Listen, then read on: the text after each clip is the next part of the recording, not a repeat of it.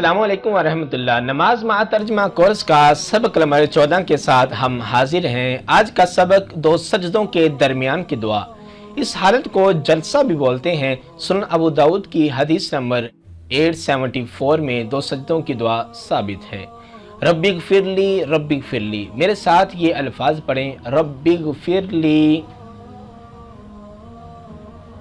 ऐ मेरे रब मुझे माफ़ फरमा।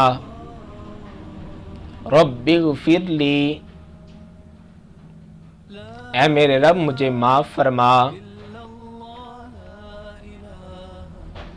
ये अल्फाज दो बार पढ़ते हैं। इस हालत में दूसरी अजीम दुआ जामे तिर्मिज़ी की हदीस नंबर 284 में अल्लाहुम्मा ग़फ़िरली वरहमनी वजबुरनी वहदीनी वरज़ुक़नी, बामुहावरा तर्जमा, ऐ अल्लाह मुझे माफ़ कर दे, मुझ पर रहम फरमा, मेरे नुकसान पूरे फरमा, मुझे हदायत दे और या अल्लाह मुझे रिज़्क़ अता फरमा।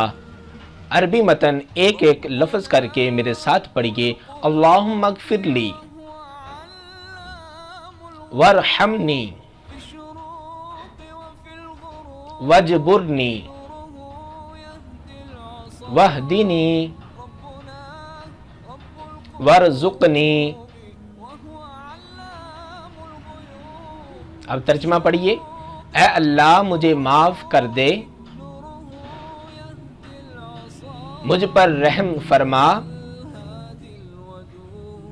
मेरे नुकसान पूरे फरमा, मुझे हदायत दे और या अल्लाह मुझे रिज़्क़ अता फरमा।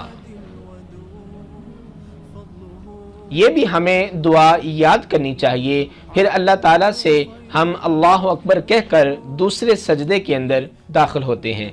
दूसरे सजदे के अंदर पहले सजदे की तरह मुकम्मल तस्बीहात हम पढ़ेंगे। फिर अल्लाह अकबर कहकर ये हमारी एक रकत मुकम्मल हुई, अल्हम्दुलिल्लाह। फिर नमाज के एतबार से यहाँ से दूसरी रकत का आगाज़ करेंगे, दूसरी रकत के लिए उठ जाएंगे, अपनी नमाज की रकत को मुकम्मल करेंगे। ये था आज का हमारा सबक नंबर 14। इंशाअल्लाह कल सबक नंबर 15 के साथ हाजिर होंगे।